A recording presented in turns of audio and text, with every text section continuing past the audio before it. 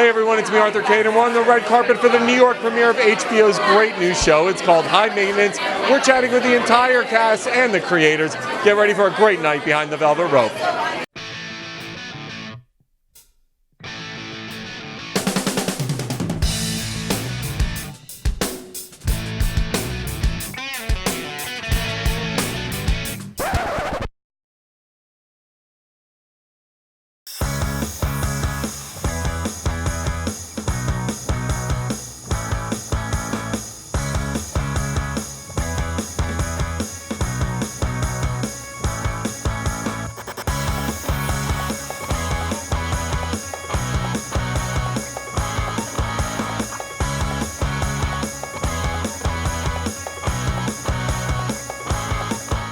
See this weed dealer traversing the neighborhood, but it really is about people, this show. It's not about the weed, it's about people.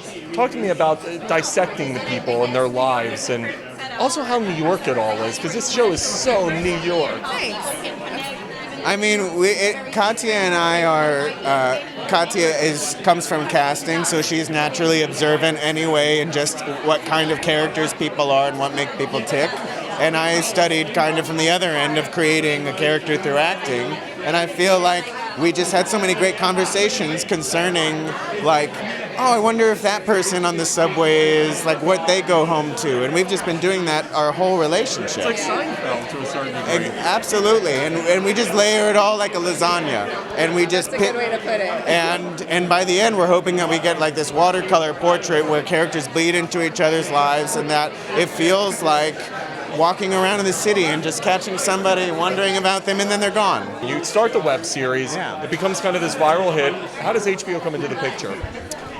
I mean, it was sort of a twofold journey. We had talked with them a couple years before, danced around it a little bit, but we didn't do it. And it's probably good because we were babies and the time wasn't right. It wouldn't have worked out to go straight from the web series. We weren't ready. So, I think it was, a couple of years ago, we had rolled out some episodes on Vimeo, and they expressed interest in letting us join the family, and I don't even think we really discussed it for more than 5 minutes. I'm in the first episode, and it's about a friendship between a gay man, me, and his best girlfriend, and it kind of examines this thing that happens, particularly in New York, I think, where two people grab onto each other because they're so insecure. And it's a story that I'm really interested in because I love my girlfriends, and I just want to kind of examine the ways that we talk to each other, and I don't know, it's really close to my heart. Well, I play Anya, and she is a green-haired millennial who spends most of her life behind her phone, trying to kind of create a facade of a life that she wants people to think she leads, but actually is a very insecure, beautiful, fragile person.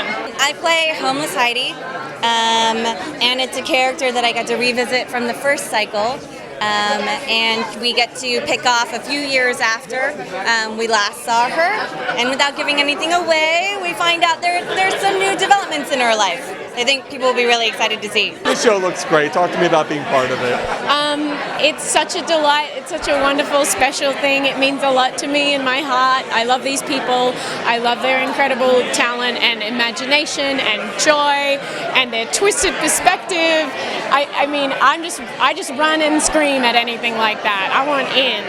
What are people going to get when they see this show? They're going to get a really, really wonderful night of entertainment that they're going to binge on because it's unstoppably addictive. I think it's a really human show. It sort of shows the humanity in New York City. It's not a show just about weed. It's a show about the people that live in New York City and the vast and varied lives that they all live. Everybody's getting sort of a slice of New York, a feeling of New York that feels like real New York. I got to see the first 3 episodes. You watch stuff that's set here and apartments are so big and, people live these glamorous lives, but you have no idea what it's actually like, and you're really getting a slice of really different kinds of people, which is what this city is made up of, and getting to see that in like little snackable bites through through Ben Sinclair's hot delivery guy, basically.